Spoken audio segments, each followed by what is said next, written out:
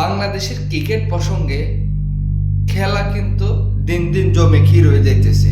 জি, পাকিস্তানের মোহসেন নকিম ডাইরেক্টলি বলে দিছে বাংলাদেশের সাথে অন্যায় হয়েছে।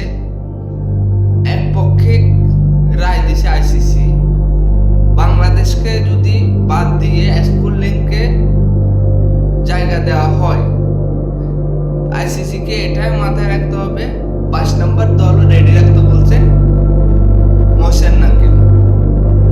কি করবে আইসিসি? মোহসেন নকিম সংবাদ সম্মেলনে এটা ক্লিয়ার করে দিছে, বাংলাদেশের সাথে যেভাবে অন্যায় করা হয়েছে এটা কখনো মানান না। একাকি একটা দলকে দেশকে সাপোর্ট করে আরেকটা দেশকে কখনো দুর্দশায় ফেলে দিতে পারে না আইসিসি। পুরোপুরি বাংলাদেশের পক্ষ হয়ে কথা বলছেন এখানে মোহসেন নকিম। তার কথায় বোঝা যাইতেছে সে বাংলাদেশ নিয়ে কতটা সিরিয়াস। আইসিসি যদি বাংলাদেশকে বিশ্বকাপের বাইরে রাখে, পাকিস্তানও বিশ্বকাপের বাইরে চলে যাবে, এটা তাদের সিদ্ধান্ত, শুধু সময়ের ব্যাপার। তাদের প্রাইম মিনিস্টার নওয়াজ শরীফ আসলে এই ব্যাপারে তারা সিদ্ধান্ত নিবে এবং বৈঠকে বসেই সিদ্ধান্ত নিবে কি তারা বিশ্বকাপ খেলবে এটা কি খেলবে না। ডাইরেক্টলি তারা সংবাদ সম্মেলনে এসে বলে দিছে।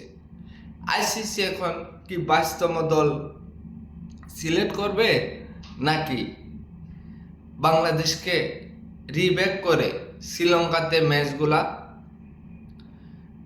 আয়োজন করবে?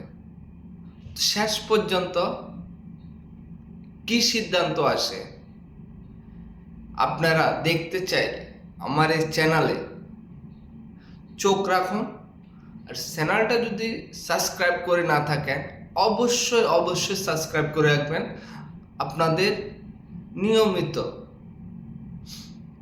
সঠিক খবরটা পৌঁছায় দিতে আমি আমার চ্যানেলে ভিডিও নিয়ে আসব। তো যারা যারা এখনো পর্যন্ত আমার চ্যানেলটি সাবস্ক্রাইব করেন নাই, দয়া করে সাবস্ক্রাইব করে রাখেন আর পরবর্তী ভিডিওর জন্য ওয়েট করে থাকেন। ধন্যবাদ।